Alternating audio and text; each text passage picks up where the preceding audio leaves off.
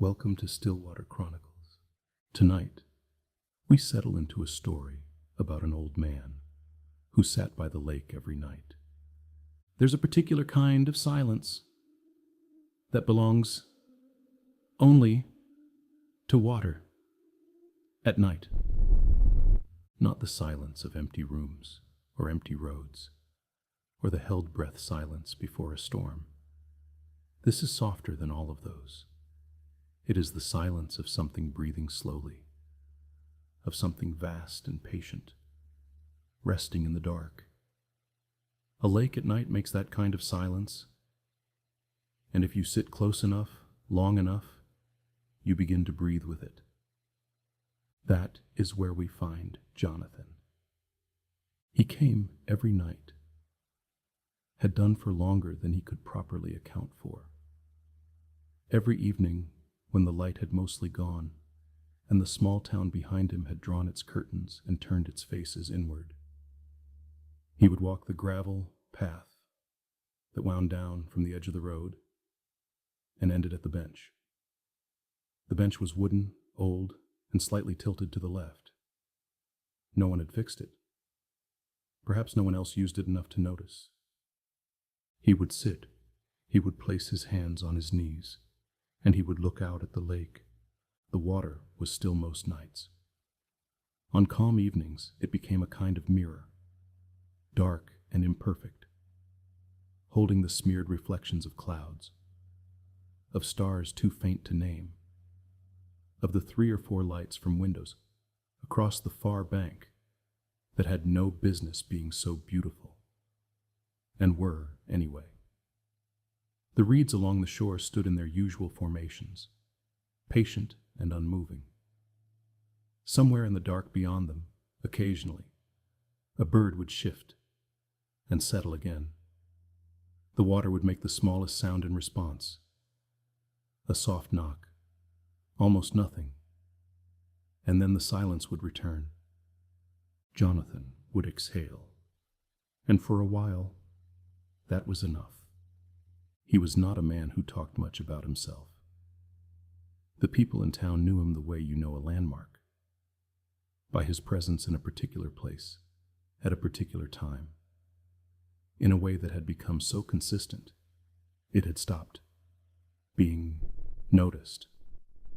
The man by the lake, the one with the gray coat and the slow walk. He had lived on Amber Street for 31 years. His wife had lived there with him for 22 of those years, before she hadn't. His daughter had grown up there, and then grown away, the way daughters sometimes do, not unkindly, simply outward, into a life that didn't leave much room for sitting still. He did not mind sitting still. He had always been good at it. The bench faced the widest part of the lake. Across the water, the far bank was lined with trees that were older than any building in town. Old enough that in summer, their roots reached into the water, and the water accepted them without complaint.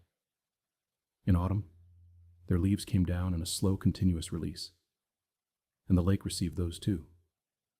In winter, the trees stood bare, and the lake went gray, and the reflections became less mirror and more smear, as though the world above and the world below had stopped agreeing. Jonathan preferred winter. He was not sure why. He would sit for an hour, sometimes 2. He would watch the water.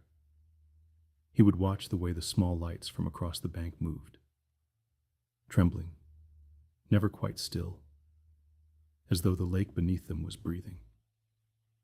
He would listen to the reeds and the occasional bird and the slow, almost imperceptible sound of water moving against itself. And when the cold had finally settled into his coat and his hands, he would stand, button his collar, and walk back up the gravel path to the road. He always walked home alone, He always arrived back on Amber Street at the same hour. He always went inside. The light in his front room would come on, visible from the street. And then after a while, it would go off. And the house would be dark until morning. This was Jonathan's life, and he had long ago stopped expecting it to be otherwise. But there was something. He had never told anyone about the lake. It had begun, as strange things often do, so gradually that he couldn't have named the night it started. Perhaps 6 months ago. Perhaps longer. He had been sitting in his usual place, watching the usual reflection of the usual lights, when he had noticed that one of the lights was in the wrong position. This sounds very small, and it was very small. The lights across the bank were always in the same arrangement. 3 pale windows, spaced irregularly, 2 close together on the left and 1 farther right. He had looked at them so many nights that their pattern had lodged itself somewhere in him, the way a familiar face lodges, so that you notice when it changes before you have consciously registered why. That night, there were 4 lights. He sat with this for a long time, turning it carefully in his mind. A 4th window lit for the first time. A new resident, perhaps. A room that had been unused and was finally being used. Nothing strange in that. People moved. Lights came on. He told himself this, and it made sense. And he walked home and thought nothing more of it, except that the 4th light was in the reflection, not above it. He had not realized this the first night. He had been looking at the surface of the water. He often did, in that drifting, half-attentive way that sitting alone by a lake at night encourages.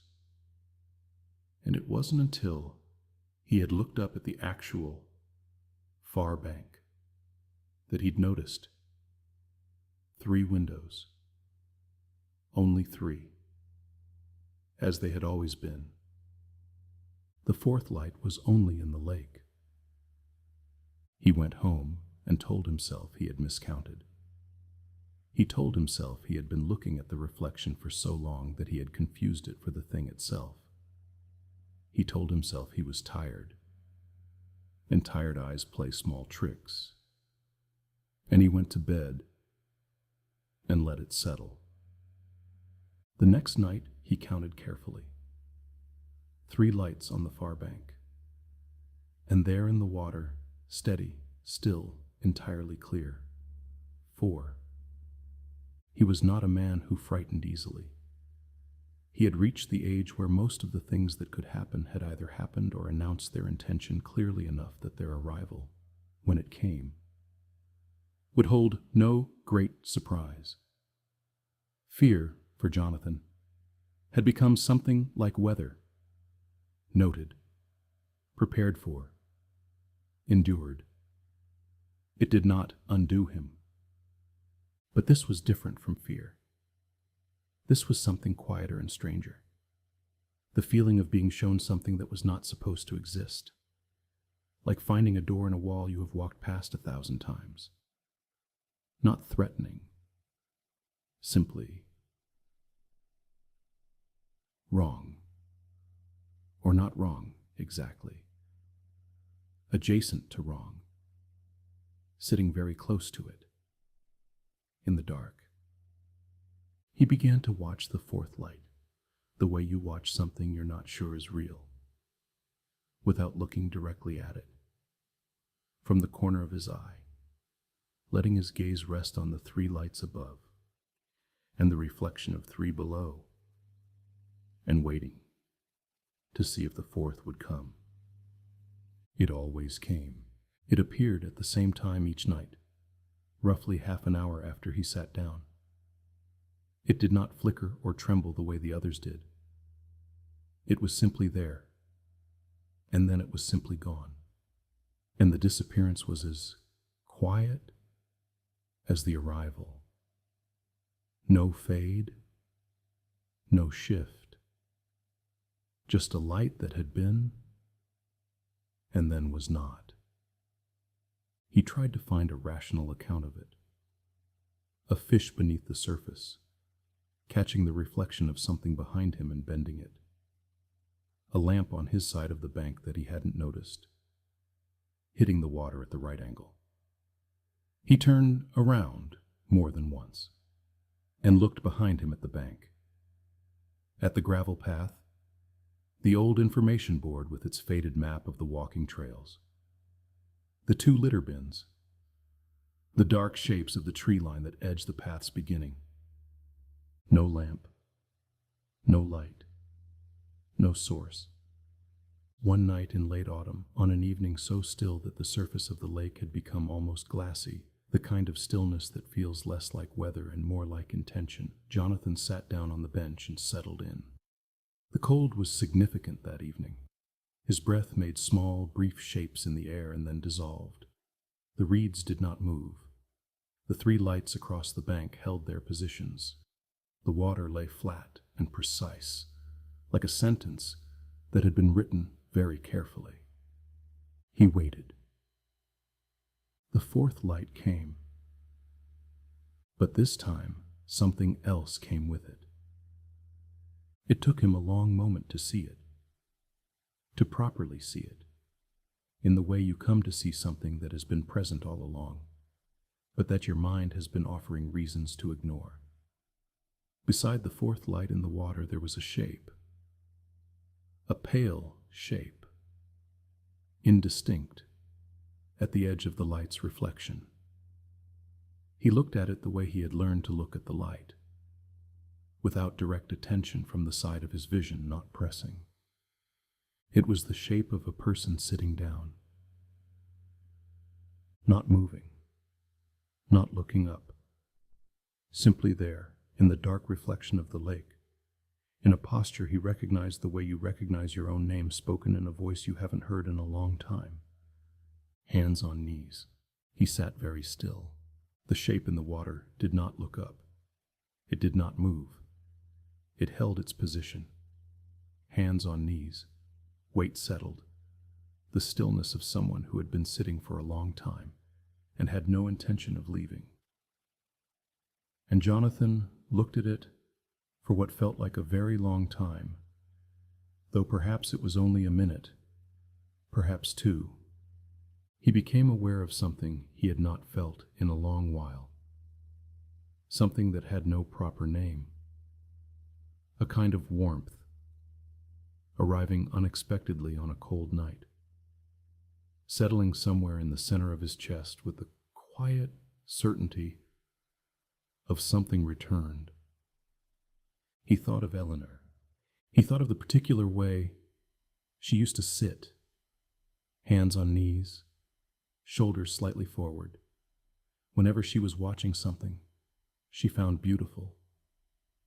He thought of her at the edge of things, at the edge of the sea on their first holiday, at the edge of the garden in autumn, at the edge of sleep in the early morning light, always slightly ahead of him, always watching what was ahead.